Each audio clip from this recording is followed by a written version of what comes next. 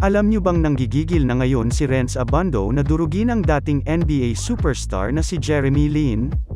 Aba hindi pa, yan ang sinasabi ko sa'yo eh. Like and follow na kasi para di ka nahuhuli sa maiinit na balitang galing sa PBA updates. Eto na ang kwento, medyo mahangin nga ang paglapag netong si Jeremy Lin sa East Asia Super League. Kasali kasi dito ang bago niyang team na New Taipei Knights. Pero mukhang mainit agad sa kanya ang mata ng mga halimaw ng KBL. Pinaringgan kasi niya ang Korean Basketball League MVP na si Kim Sun-ho. Sabi ni Lin ay wala siyang ideya sa kung sino nga ito. Sagot naman ni Kim ay magpapakilala siya sa court kapag nakalaro niya si Lin.